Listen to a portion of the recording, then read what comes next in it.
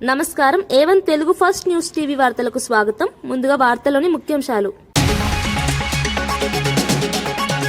సనాతన బోర్డు కోసం దీక్ష చేశానన్న పవన్, ధార్మిక పరిరక్షణకు చర్యలు అవసరమని వ్యాఖ్య.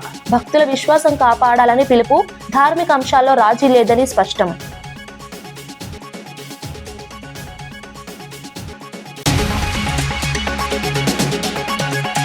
సాగునీటి ప్రాజెక్టులపై చర్చకు హరీష్ సవాల్, మైకులు కట్ చేయకుండా అసెంబ్లీలో చర్చ, ప్రజలే న్యాయ నిర్ణేతలని వ్యాఖ్య, పారదర్శకత కోరిన మాజీ మంత్రి.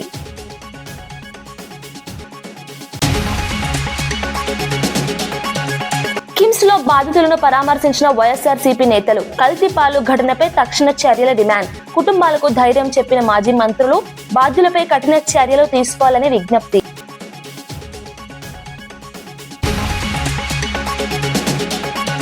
నగ్న రాజకీయాల వ్యాఖ్యపై రాహుల్ కౌంటర్, అహింసాత్మక నిరసన ప్రజాస్వామ్య హక్కు అని వ్యాఖ్య, ట్రేడ్ డీల్ పై ప్రభుత్వం సమాధానం చెప్పాలని డిమాండ్, నిరసన హక్కును గౌరవించాలని పిలుపు.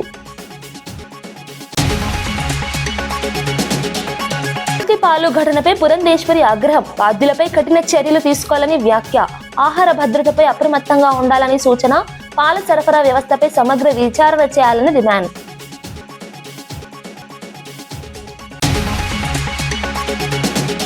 రాజమండ్రిలో కల్తీ పాలు ఘటనలో అనారోగ్యానికి గురై కిమ్స్ ఆసుపత్రిలో చికిత్స పొందుతున్న బాధితులను వైఎస్ఆర్సీపీ నేతలు పరామర్శించారు.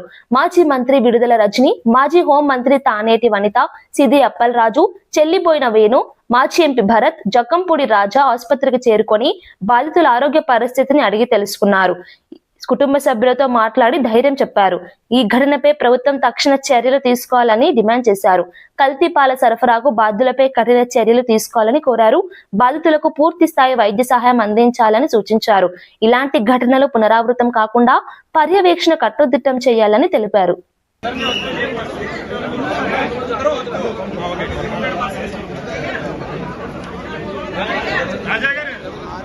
కలెక్టరేట్ పరిధిలోని వెలుగుమట్లలో 62 ఎకరాల భూదాన్ భూముల్లో నివసిస్తున్న సుమారు 2000 మందిని ఖాళీ చేయించడంపై వివాదం చెలరేగింది. కొంతమంది కాంట్రాక్టర్ల ప్రయోజనం కోసం కాంగ్రెస్ ప్రభుత్వం అన్యాయంగా వ్యవహరిస్తోందని అడ్వకేట్ సుగుణరావు ఆరోపించారు. 15 సంవత్సరాల క్రితం పేదలకు పట్టాలు ఇచ్చారని, హైకోర్టు కూడా వారికి హక్కులకు సమర్థించిందని తెలిపారు.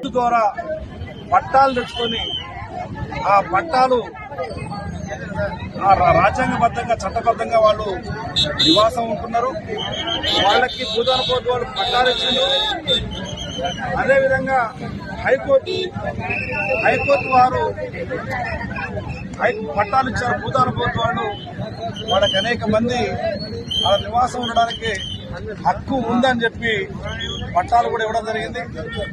ఈ పట్టాలు ఇచ్చిన తర్వాత అనేక మంది వాళ్ళని ఇబ్బంది పెడతా ఉంటే, అనేక మంది ఆ భూమిని ఆక్రమించుకొని ఇబ్బంది పెడతా ఉంటే వాళ్ళు హైకోర్టుకి వెళ్లి హైకోర్టులో కూడా స్టే తెచ్చుకోవడం జరిగింది. హైకోర్టు వారు కూడా, గౌరవ తెలంగాణ హైకోర్టు వారు కూడా అక్కడ పేదలు ఉండవచ్చు, వాళ్ళని ఇబ్బంది పెట్టొద్దు, వాళ్ళు ఉండాలని చెప్పేసి హైకోర్టు వారు స్టే ఇచ్చారు, ఆదేశాలు ఇచ్చారు.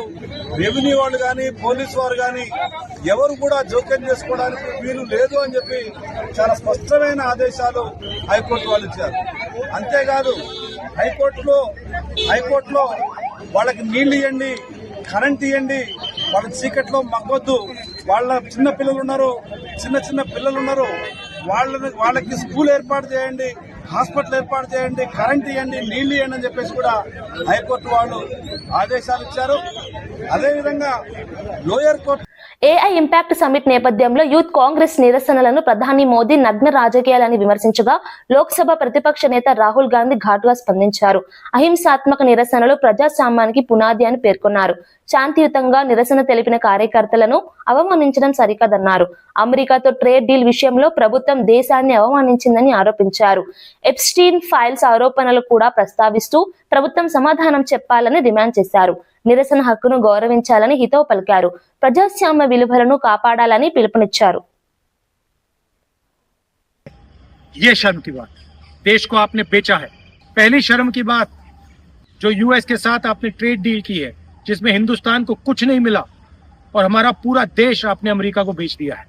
हमारे देश का डेटा दे दिया, किसानों को खत्म कर दिया, टेक्सटाइल इंडस्ट्री बर्बाद कर दी. ये शर्म की बात. दूसरी शर्म की बात, एप्स्टीन जो पीडोफाइल है, उसकी फाइलों में, उसकी ईमेल में आपका नाम, आपके मंत्रियों का नाम और आपके दोस्तों का नाम, तीनों का एक साथ आ रहा है। ये है दूसरी शर्म की बात। और तीसरी शर्म की बात, अदानी पे जो केस चल रहा है, पूरा देश जानता है कि वो अदानी पर नहीं, बीजेपी और आपके फाइनेंशियल आर्किटेक्चर पर केस है और पूरा देश। రాజమండ్రిలో కల్తీ పాలు కారణంగా నలుగురు మరణించిన ఘటనపై ఎంపీ దగ్గుబాటి పురంధేశ్వరి తీవ్ర ఆగ్రహం వ్యక్తం చేశారు. ఈ ఘటన కనువిప్పు కావాలని పేర్కొన్నారు. ఆహార భద్రత విషయంలో అధికారులు అప్రమత్తంగా వ్యవహరించాలని సూచించారు. బాధ్యులపై కఠిన చర్యలు తీసుకోవాలని డిమాండ్ చేశారు. ప్రజల ఆరోగ్యాన్ని ప్రమాదంలో పెట్టే వారిని ఉపేక్షించకూడదన్నారు. పాల సరఫరా వ్యవస్థపై సమగ్ర విచారణ జరిపి నివేదిక ఇవ్వాలని కోరారు. ఇలాంటి ఘటనలు పునరావృతం కాకుండా కట్టుదిట్టమైన చర్యలు అవసరమని స్పష్టం చేశారు. ఎవరైతే పాలు అందరికీ పోస్తూ ఉంటాడు, అతను స్వయంగా గొడ్లని ఆవుని పెట్టుకోవటం కాకుండా 42 మంది రైతుల దగ్గర నుండి పాల సేకరణ చేసి రోజుకి 120 లీటర్లు ఈ ఇళ్ళకి పోస్తూ ఉంటారు. 106 ఇళ్ళకి పోస్తూ ఉంటాడు. ఆ సందర్భంలో అతను ఏదైతే రాత్రి సేకరించిన పాలు డీప్ ఫ్రీజర్లో, అంటే చిల్లింగ్ కోసం అని చెప్పి చల్లగా ఉండాలి, పాడవకూడదు అనేటువంటి ఆలోచనతోటి చిల్లర్లో ఏదైతే ఈ పాలు అతను నిల్వ చేస్తూ ఉంటాడో దాని నుండి అక్కడ 10వ తరగతి ఫలితాల్లో జిల్లాను అగ్రస్థానంలో నిలిపేందుకు సమన్వయంతో కృషి చేయాలని జిల్లా కలెక్టర్ రాజర్షి షా పిలుపునిచ్చారు. వీడియో కాన్ఫరెన్స్ ద్వారా తల్లిదండ్రులతో మాట్లాడి పరీక్షల ప్రాధాన్యత వివరించారు. విద్యార్థులకు ప్రత్యేక తరగతులు నిర్వహిస్తున్నామని తెలిపారు. ప్రోటీన్ స్నాక్స్ అందిస్తూ ఆరోగ్యంపై దృష్టి సారిస్తున్నామని చెప్పారు. మొబైల్ టీవీలకు దూరంగా ఉంచి చదువుపై దృష్టి పెట్టాలని సూచించారు. యోగా, ధ్యానం ద్వారా మానసిక స్థైర్యం పెంచాలని తెలిపారు. ఉపాధ్యాయులతో తల్లిదండ్రులు నిరంతరం సంప్రదించాలని కోరారు. 100% ఉత్తీర్ణత సాధించాలనే లక్ష్యంతో అందరూ కలిసికట్టుగా పనిచేయాలని ఆకాంక్షించారు. తర్వాత వాళ్ళకి కొంత మనం ఈ మార్గదర్శనం ఇవ్వాలి, తల్లిదండ్రులు కానీ టీచర్స్ కూడా. దాట్ ఏమైనా సబ్జెక్ట్, మ్యాథ్స్ ఇందాక నేను చెప్పినాము, మ్యాథ్స్ కానీ ఫిజికల్ సైన్స్ కానీ బయో సైన్స్ కానీ ఏమైనా సబ్జెక్ట్లో వెనక ఉన్నారు అంటే దయచేసి అక్కడ ఉన్న టీచర్ ఉపాధ్యాయులతో అడిగి దానికి పరిష్కారం చేయాలి. అవి చేస్తేనే మనం ఏవైతే సమస్యలు ఉన్నాయో పరిష్కారం చేయగలుగుతాం. లేదు అటువంటి ఫ్రెండ్లతో కూడా, అటువంటి దోస్తుతో కూడా మాట్లాడి మనం మన సమస్యలు ఏవైతే ఉన్నాయో పరిష్కారం చేయాలి. తర్వాత మనం ఈ ప్రాక్టీస్ చాలా ఇంపార్టెంట్. ఇందాక మళ్ళీ గజేంద్ర గారు చెప్పారు, మ్యాథ్స్లో ఏం ప్రాక్టీస్ చేయాలి, ఇంగ్లీష్లో ఏం ప్రాక్టీస్ చేయాలి, కొన్ని 2 మార్కుల క్వశ్చన్స్ ఉంటాయి, అటువంటి పైన మనం ఫోకస్ చేయాలి. తర్వాత ఒక టైం టేబుల్ ఉండాలి. ఇందాక నేను టైం టేబుల్ కూడా క్లియర్గా చెప్పాము, డైలీ ఎట్లా టైం టేబుల్ ఉండాలి అంటే అటువంటి చేస్తేనే అక్కడ తల్లిదండ్రులు వాళ్ళ అబ్బాయిలకి ఇట్లా మంచి వాతావరణం ఇస్తేనే మళ్ళీ అమ్మాయిలు చాలా మంచి రిజల్ట్స్ కూడా సాధించగలుగుతారు. నేను తల్లిదండ్రులకు కూడా కోరుతున్నాము. సో మన లాస్ట్ అకాడమిక్ ఇయర్లో మీ అందరికీ తెలుసు, మన గత అకాడమిక్ ఇయర్లో మన జిల్లా పొజిషన్ అంటే మొత్తం స్టేట్లో చూస్తే 17 స్థానంలో ఉండేది. కానీ లాస్ట్ అకాడమిక్ ఇయర్లో మనం 9 స్థానంకి వచ్చాము. సో ఈసారి తల్లిదండ్రులు కానీ, పిల్లలు కానీ, ఉపాధ్యాయులు కానీ, ప్రధానోపాధ్యాయులు కానీ అందరూ కృషి చేసి ఈసారి మళ్ళీ జిల్లా మొత్తం రాష్ట్రంలో టాప్ 3లో రావాలి మేము కోరుతున్నాము. మనం టాపర్స్ ఎవరైతే ఉన్నారో మనం లాస్ట్ ఇయర్ కూడా మళ్ళీ ప్రభుత్వం నుంచి వారికి బహుమతి కూడా రావడం జరిగింది. దాంతోపాటు మనం ఇక్కడ జిల్లాలో కూడా వారికి ట్యాబ్స్ ఏవైతే ఉంటాయో అటువంటివి కూడా ఇవ్వడం జరిగింది. సో మనం తప్పకుండా ప్రోత్సహిస్తున్నాము. ఇంకా కూడా ఏమైనా చేయాల్సిన ఉంటే ఇంకా 1.5 monthలో మనం చేస్తున్నాము. Amaravati inner ring road alignment కుంభకోణం కేసులో విచారణను హైకోర్టు మార్చి 10కి వాయిదా వేసింది.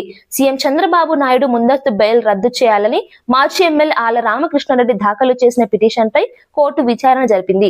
ఇరు పక్షాల వాదనలు విన్న న్యాయస్థానం తదుపరి విచారణ తేదీ నిర్ణయించింది. ఈ కేసు రాజకీయంగా ప్రాధాన్యత సంతరించుకుంది. విచారణపై రాష్ట్ర వ్యాప్తంగా ఆసక్తి నెలకొంది. తదుపరి దశలో కీలక పరిణామాలు చోటు చేసుకునే అవకాశం ఉంది. మేము వాయిదా వేస్తున్నామని చెప్పారు. నేను ఒకటే చెప్పదలుచుకున్నాను అందరికీ కూడా, ఖచ్చితంగా చంద్రబాబు నాయుడు ఈ కేసులో తొలి ముద్దాయి, నారా లోకేష్ గారు 14వ ముద్దాయి, అదేవిధంగా మంత్రి నారాయణ గారు, ఆయనకు కూడా సుమారు 150-200 ఎకరాలు ఇవాళ ఇదే ఇన్నర్ రింగ్ రోడ్డుని కాచుకొని ఉన్నాయి. ఇవన్నీ కూడా అసలు ఒకళ్ళ నుంచి ఒకళ్ళకి ఎలా ఆర్కే హౌసింగ్ అంజనీ కుమార్ గారికి నారాయణ గారికి ఏ విధమైనటువంటి సంబంధాలు ఉన్నాయి, ఆర్థిక లావాదేవీలు జరిగినాయి, ఏ విధంగా ఒకళ్ళకొకళ్ళు బినామీలుగా ఉన్నారు, ఏ విధంగా చంద్రబాబు నాయుడు గారు హెరిటేజ్ ఫుడ్స్కి సంబంధించి లాభాలు జరిగినాయి, ఇవన్నిటి కూడా ఆ రోజుల్లో సిఐడి వాళ్ళు గౌరవ న్యాయస్థానంలో అఫిడవిట్ రూపంలో వేస్తున్నారు. కాబట్టి ఎన్ని వాదనలు మరి చంద్రబాబు నాయుడు గారు కానీ అటు గవర్నమెంట్ వాళ్ళు వినిపించినా కూడా న్యాయస్థానం నిలబడుద్దని చెప్పి నేను నమ్ముతా ఉన్నాను. ఖచ్చితంగా చంద్రబాబు నాయుడు గారు ఈ కేసులో ముద్దాయిగా తేల్తాడని చెప్పి నేను భావిస్తా ఉన్నాను. TRS working president KTR Adilabad జిల్లా పర్యటనకు చేరుకున్నారు. నెర్రడిగొండ టోల్ గేట్ వద్ద బోధ్ ఎమ్మెల్యే అనిల్ జాదవ్ పార్టీ శ్రేణులు ఘన స్వాగతం పలికారు. కేటీఆర్ పర్యటన సందర్భంగా పార్టీ కార్యక్రమాలు నిర్వహించనున్నారు. స్థానిక సమస్యలపై చర్చించనున్నారు. కార్యకర్తల ఉత్సాహం కనిపించింది. జిల్లాలో పార్టీ బలోపేతంపై దృష్టి సారించనున్నట్లు సమాచారం.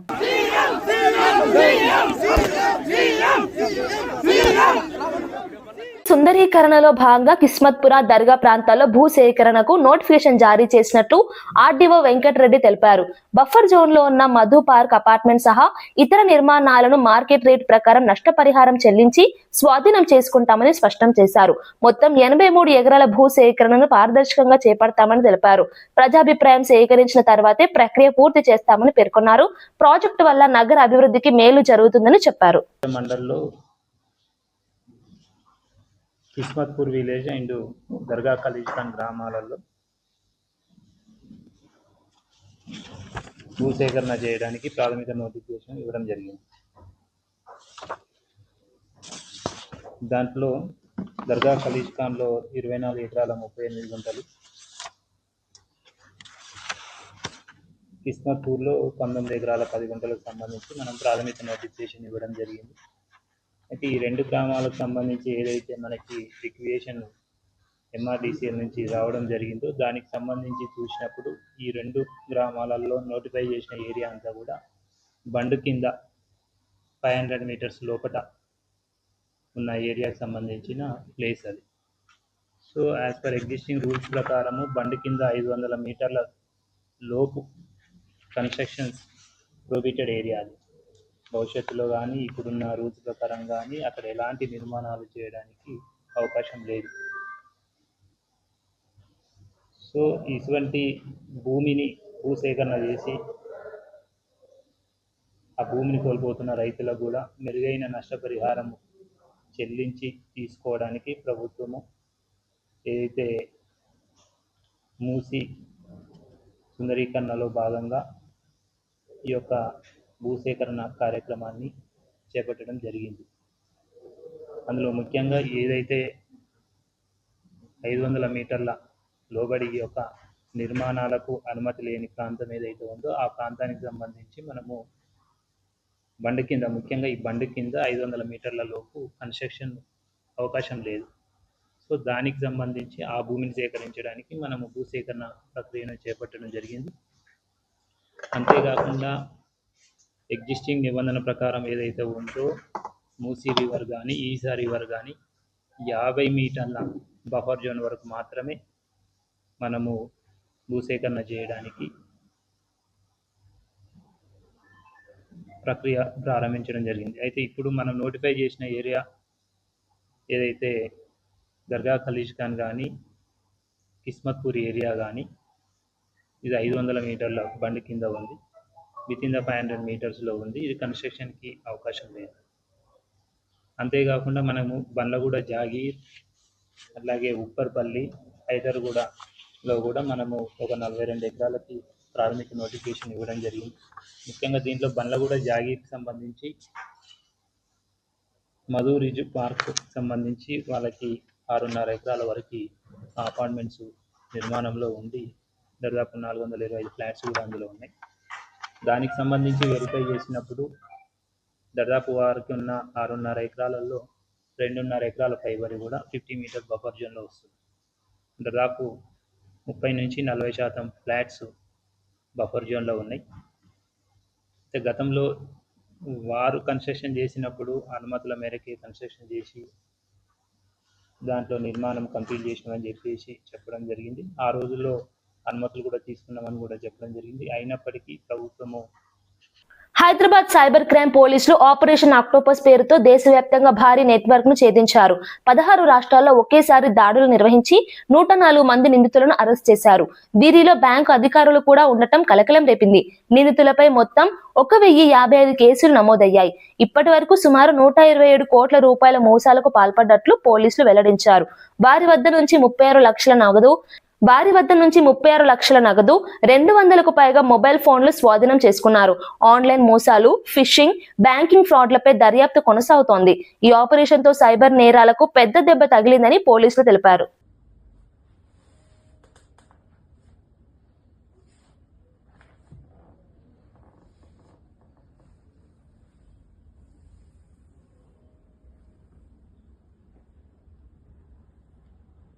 జనసేన ఎమ్మెల్యే అరవ శ్రీధర్ పై వచ్చిన ఆరోపణలపై శాసన మండలిలో వైసీపీ ఎమ్మెల్సీ వరదు కళ్యాణి ప్రశ్నించారు. ఒక మహిళ మీడియా ముందుకు వచ్చి తనపై 5 సార్లు బలవంతపు అబార్షన్ చేయించారని ఆరోపించిందని గుర్తు చేశారు. ఇలాంటి తీవ్రమైన ఆరోపణలు ఉన్నప్పటికీ పోలీసులు ఇప్పటి వరకు ఎందుకు చర్యలు తీసుకోలేదని నిలదీశారు. బాధితురాలికి న్యాయం జరగాలని డిమాండ్ చేశారు. మహిళల భద్రతపై ప్రభుత్వం స్పష్టమైన వైఖరి ప్రకటించాలని కోరారు. ఈ అంశంపై సమగ్ర విచారణ జరిపి నిజానిజాలు బయట పెట్టాలని విజ్ఞప్తి చేశారు. Please.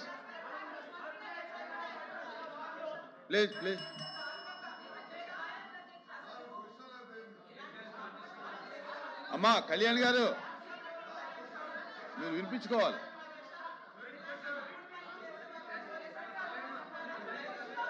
ఇలాంటి దుర్మార్గులు మహిళల మీద, చిన్నారుల మీద అత్యాచారాలు చేస్తున్నారు. ప్రభుత్వ ఉద్యోగుల ఆరోగ్య భద్రత కోసం క్యాష్లెస్ ఎంప్లాయీ హెల్త్ స్కీమ్ అమలుకు మంత్రివర్గం ఆమోదు తెలిపింది. ఈ పథకం కింద 3,56,000 మంది రెగ్యులర్ ఉద్యోగులతో పాటు 2,88,000 మంది పెన్షనర్లు మరియు వారి కుటుంబ సభ్యులు కలిపి మొత్తం 17,07,000 మందికి లబ్ధి చేకూరనుంది. ఇకపై ఎంపానల్ ఆసుపత్రిలో ₹1 కూడా చెల్లించకుండానే వైద్య సేవలు పొందే అవకాశం ఉంది. 652 ఎంపానల్ అయిన ప్రైవేట్ హాస్పిటల్స్ లో సుమారు 1998 డిసీజెస్ ఏవైతే ఉన్నాయో వాటికి డిజిటల్ హెల్త్ ఎంప్లాయీ కార్డు అందించడం జరుగుతుంది. దీని ద్వారా రాష్ట్రంలో ఉద్యోగస్తులు, పెన్షనర్స్, వారి కుటుంబ సభ్యులందరికీ ఈ రాబోయే ఈ 2-3 రోజుల నుంచి ఏ హాస్పిటల్లో ఏదైతే 652 హాస్పిటల్స్ ఎంపానల్ అయి ఉన్నాయో ఆ హాస్పిటల్స్ లో 1998 డిసీజెస్ కు సంబంధించిన దాంట్లో ₹1 కూడా వారి నుంచి ఛార్జీ లేకుండా, మళ్ళా వారికి తిరిగి హాస్పిటల్లో చెల్లించే కార్యక్రమం లేకుండా ఈ హెల్త్ కార్డు సిస్టమ్ ద్వారా వారి బేసిక్ పే ఏదైతే గతం నుండి ఉద్యోగస్తులు అడుగుతున్నారో వారి బేసిక్ దమ్ముంటే అసెంబ్లీలో మైకులు కట్ చేయకుండా, కెమెరాలు తిప్పకుండా సాగునీటి ప్రాజెక్టులపై చర్చ పెట్టాలని మాజీ మంత్రి ఎమ్మెల్యే హరీష్ రావు సవాల్ విసిరారు. ఎన్ని రోజులైనా ఏ ప్రాజెక్టుపై అయినా చర్చించడానికి సిద్ధంగా ఉన్నామని తెలిపారు. ప్రజలే న్యాయ నిర్ణేతలని, ఎవరు ఏం చేశారో అసెంబ్లీ వేదికగా తేల్చుకుందామని అన్నారు. ప్రభుత్వం పారదర్శకంగా వ్యవహరించాలన్నారు. సాగునీటి ప్రాజెక్టులపై వాస్తవాలు బయట పెట్టాలని డిమాండ్ చేశారు. ప్రతిపక్ష స్వరాన్ని అనగతొక్కవద్దని హెచ్చరించారు. 48 లక్షల ఎకరాలకు తెలంగాణలో సాగునీరు అందించి చూపాం. నువ్వేం చేసినావు 2.5 ఏళ్లలో? కనీసం 1 లక్ష ఎకరాలకు నీళ్ళు ఇచ్చినవా? మాటలు తప్ప చేతలు లేవు. గోదావరి మీద చర్చకు మేము సిద్ధం. మైక్ కట్ చేయొద్దు, కెమెరా తిప్పొద్దు, ఇది ఒక్కటే షరతు మాది, ఇంకేం లేదు. ఎంతసేపు అన్నా మాట్లాడదాం, ఎన్ని రోజులైనా మాట్లాడదాం. నీ సంగతి మొన్ననే బయటపడ్డది. ఉత్తమ్ కుమార్ రెడ్డి గారు, మీ జర్నలిస్టే సాక్ష్యం. ఆయన గారు దేవాదుల ప్రాజెక్టు మీద ఉత్తమ్ కుమార్ రెడ్డి గారు ఎక్స్ప్లెయిన్ చేస్తుంటే రేవంత్ రెడ్డి గారు ఆయన ఆపేసిండు. పాపం ఆయన పరిస్థితి దయనీయంగా అయిపోయింది ఉత్తమ్ కుమార్ రెడ్డి. ఉత్తమన్న నువ్వు జరాగు, ఈ ప్రాజెక్టు మీద కడియం శ్రీహరి గారికి బాగా తెలుసు, ఈసారి రివ్యూ చేస్తే కడియం శ్రీహరిని పిలుచుకో అంటుండు. అంటే నీళ్ల మంత్రికి ఏం తెలియదని చెప్పకనే చెప్తున్నాడు. ఉత్తమ్ కుమార్ రెడ్డికి ఏమీ తెలియదని రేవంత్ రెడ్డి గారు మీడియా సాక్షిగా వరంగల్లోనే చెప్పిండు. ఉత్తమ్ కుమార్ రెడ్డిని ఇజ్జత్ తీసేసిండు. నీకేం తెలియదు, ఈ ప్రాజెక్ట్ గురించి కడియం శ్రీహరి గారికి తెలుసు, ఆయన్నే పిలుచుకో అంటాడు. ప్రాజెక్టు గురించి నీ మంత్రినే నువ్వు మాట్లాడనీయలేదు. రేపు అసెంబ్లీలో మాకు మైక్ ఇస్తావా? నువ్వు మమ్మల్ని మాట్లాడనిస్తావా? అందుకే నేను ఒకటే షరతు పెట్టినా, కెమెరా తిప్పొద్దు, మైక్ కట్ చేయొద్దు, మాట్లాడదాం. పట్టు ఎవరు ఏం చేశారో మాట్లాడదాం. రాష్ట్ర ప్రజలు చూస్తారు, ప్రజలే న్యాయ నిర్ణేతలు. చర్చిద్దాం. నువ్వు చంద్రబాబుకి ఎట్లా దాసోహమైనవో, మేడిగడ్డను, సమ్మక్క బ్యారేజీని, దేవాదులను పండబెట్టి ఆంధ్రాకు నీళ్లు కిందికి ఎట్లా వదులుతున్నావో, నల్లమల్ల సాగర్ కు నీ చీకటి ఒప్పందాన్ని బయట పెట్టడానికి మేము సిద్ధంగా ఉన్నాం. ఎప్పుడంటే అప్పుడు రెడీ. దమ్ముంటే అసెంబ్లీ పెట్టు, మైక్ కట్ చేయి. దేశంలో నెయ్యిలో జంతువుల కొవ్వు కలిసిందని సీఎం చంద్రబాబు చెప్పిన తర్వాత చాలా బాధపడ్డానని డిప్యూటీ సీఎం పవన్ కళ్యాణ్ తెలిపారు. ఈ ఘటనపై పశ్చాత్తాపంతో దీక్ష చేశానని వెల్లడించారు. సనాతన బోర్డు ఏర్పాటు కోసం డిమాండ్ చేశానన్నారు. హిందూ ధార్మిక వ్యవస్థ పరిరక్షణకు చర్యలు అవసరమని పేర్కొన్నారు. భక్తుల విశ్వాసాన్ని కాపాడటం ప్రభుత్వ బాధ్యత అని స్పష్టం చేశారు. ధార్మిక అంశాల్లో రాజీ పడబోమని తెలిపారు. ఈ అంశంపై విస్తృత చర్చ అవసరమని అన్నారు. పట్టుకోండి అని చెప్తా వచ్చాను తప్ప ఎక్కడా కూడా మీరు చేయించారని కానీ మీరు ఉన్నారని కానీ ఎక్కడ ఎందుకంటే తక్కువ అలా కూర్చోబెట్టి ఎలా పడితే అలా మాట్లాడటానికి బాధ్యత ఉంటాం కాబట్టి అలా మాట్లాడలేదు. అలాగే ఇది కూడా గౌరవ ముఖ్యమంత్రి గారు రోజు ఎన్డీఏ సభలో చెప్పినప్పుడు మాకు కూడా ఏమనిపించిందంటే దీన్ని ఎలాగా అడ్రస్ చేయాలో నాకైతే ఇంటికి వెళ్ళాక నాకు అర్థం కాలేదు. ఇలాగ యానిమల్ ఫ్యాక్ట్ కూడా కలిసి ఇది ఎన్డీడీబీలో వచ్చింది అని, నేషనల్ డైరీ డెవలప్మెంట్ బోర్డు దాంట్లో. సో ఇవన్నీ కూర్చోబెట్టి మాట్లాడుతున్నప్పుడు నేను తర్వాత మార్నింగ్ నేను ట్వీట్ చేశాను అధ్యక్ష. దాని మీద ఎందుకు ట్వీట్ చేయాల్సి వచ్చిందంటే వరుసగా నన్ను ట్యాగ్ చేస్తే చాలా మెసేజ్లు వస్తూ ఉన్నాయంట. నా ఆఫీస్ నుంచి అన్ని పంపించేటప్పటికి నేను చూసాను ఏం జరిగిందంటే మీరు ఎవరు మాట్లాడరేంటి, ఇలాంటి రిపోర్ట్ ఉన్నప్పుడు కూడా మీరు ఎవరు మాట్లాడరు ఏంటంటే, అప్పుడు నా ఉద్దేశం ఏముందంటే దిగి ఈ దేవాలయాలు జరిగే ఇలాంటివన్నీ ఇవన్నీ కూర్చోబెట్టి దీనికి ఒక రక్షణ ఒక సనాతన ధర్మ రక్షణ బోర్డు లాంటి ఉంటే బాగుంటుంది. ఎందుకంటే ఇలాంటి కూర్చోబెట్టి చాలా న్యూట్రల్గా చాలా ఆబ్జెక్టివ్గా చేయొచ్చు ఇవి అనే ఉద్దేశంతో నేను పెట్టాను అధ్యక్ష. నాకు గిల్ట్ ఎక్కడొచ్చిందంటే అరే ఇవన్నీ మనకి లాస్ట్ 2-3 years మా టెంపుల్ దగ్గర తిరుమలకి వెళ్ళినప్పుడు కూడా గౌరవ మంత్రివర్యులు మనోహర్ గారు మేము వెళ్ళినప్పుడు మా దృష్టికి చాలామంది తీసుకొచ్చారు అధ్యక్ష. మేమే 2-3 పర్యాలు మేమే మాట్లాడుకున్నాం. సో నాకు అవన్నీ గుర్తొచ్చి అరే మనకి తప్పు జరిగింది తెలిసి మనం దాన్ని సరిగ్గా తీసుకెళ్ళకపోయిన ఒక పశ్చాత్తాపంతో నేను ఒక దీక్ష చేశాను అధ్యక్ష. ఆ తర్వాత దాన్ని అందరూ అన్ని రకాలుగా తీసుకెళ్ళారు సార్, 3 parties. అలాగే మాకు తర్వాత మొన్న గౌరవ ముఖ్యమంత్రి గారు మనకి కేశవ్ గారు మా క్యాబినెట్లో కూర్చున్నప్పుడు మా దృష్టికి తీసుకొచ్చింది అసలు ఈ నెయ్యే లేదనేది చాలా స్పష్టంగా తెలియదు. మాకేమనిపించిందంటే ఏదైనా సరే innovation is very important in life. Innovation లేకపోతే ఈ పాటికి ఒక్కొక్కరు ఒకలా ఇన్నోవేట్ చేస్తారు. బట్ ఈ పర్టికులర్ ఈ గత ప్రభుత్వంలో ఉన్న వ్యక్తులు వీళ్ళు అరాచకంలో ఇన్నోవేషన్ చేశారు. వీళ్ళు కల్తీలు కూడా అంటే మామూలుగా ఒక నెయ్యి కావాలంటే పాలలోంచే కాకుండా ఒరిస్సా నుంచి హైదరాబాద్ కు అక్రమంగా తరలిస్తున్న గంజాయి, హాషిష్ ఆయిల్ ఖమ్మం ఎన్ఫోర్స్మెంట్ బృందాలు పట్టుకున్నాయి. వైరా IMFL డిపో ఎదుట తనిఖీలు నిర్వహిస్తున్న ఎక్సైజ్ సిబ్బంది అనుమానాస్పదంగా వచ్చిన మారుతి కారును ఆపి తనిఖీ చేయగా 101.2 కిలోల ఎండు గంజాయి, 2.7 కిలోల హాషిష్ ఆయిల్ స్వాధీనం చేసుకున్నారు. హర్యానా నంబర్ ప్లేట్ తో ఉన్న ఈ కారు నంబర్ తప్పుడు నంబర్ గా తేలింది. మీరట్ కు చెందిన మహమ్మద్ అస్లాం అనే వ్యక్తి ఒడిశా రాష్ట్రం కలిమిల నుంచి ఈ మత్తు పదార్థాలను తరలిస్తున్నట్లు గుర్తించారు. పట్టుబడిన గంజాయి, hashish oil, car, cell phone విలువ సుమారు 67,20,000గా అంచనా వేశారు. నిందితుడిని వైరా ఎక్సైజ్ స్టేషన్ కు తరలించారు. సమాచారం ఉంటే టోల్ ఫ్రీ నంబర్ 180042252523 కు తెలియజేయాలని అధికారులు విజ్ఞప్తి చేశారు. పబ్లిక్ మీ ద్వారా మనవి ఏంటంటే ఈ గంజాయి, డ్రగ్స్, నాటు సారాయి, ఇతర మాదక ద్రవ్యాల మీద ఏదైనా ఇన్ఫర్మేషన్ ఉంటే 180042252523 180042252523కి సమాచారం చేరవేస్తే వారి యొక్క వివరాలు మేము కన్సీల్ చేస్తాము, ఎవరికి చెప్పాము. తద్వారా సమాజాన్ని మనందరం కలిసి బాగుపరచుకొని డ్రగ్స్ రహిత తెలంగాణ కోసం ఉద్యమిద్దాము, మనందరము చేయి కలుపుదామని మీ అందరికీ కోరుకుంటున్నాం. సార్ సుమారు ఎన్ని కేజీలు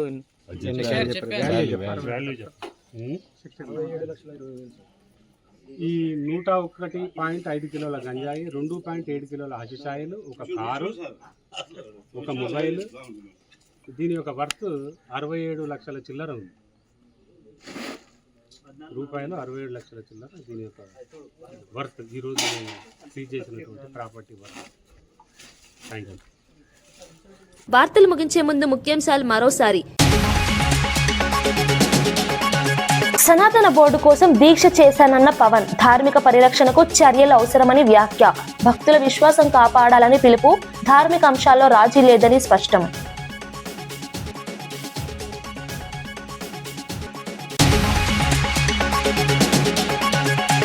సాగునీటి ప్రాజెక్టులపై చర్చకు హరీష్ సవాల్, మైకులు కట్ చేయకుండా అసెంబ్లీలో చర్చ, ప్రజలే న్యాయ నిర్ణేతలని వ్యాఖ్య, పారదర్శకత కోరిన మాజీ మంత్రి.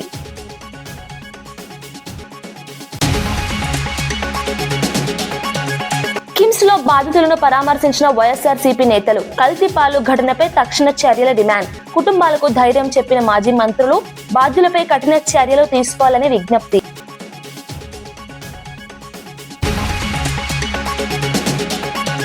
నగ్న రాజకీయాల వ్యాఖ్యపై రాహుల్ కౌంటర్, అహింసాత్మక నిరసన ప్రజాస్వామ్య హక్కు అని వ్యాఖ్య, ట్రేడ్ డీల్ పై ప్రభుత్వం సమాధానం చెప్పాలని డిమాండ్, నిరసన హక్కును గౌరవించాలని పిలుపు.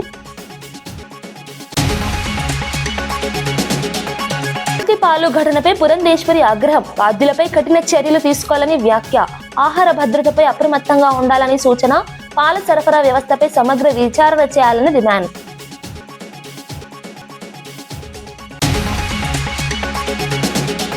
ఇవి ఈనాటి వార్తా విశేషాలు. మరో బులెటిన్లో మళ్ళీ కలుద్దాం. నమస్కారం.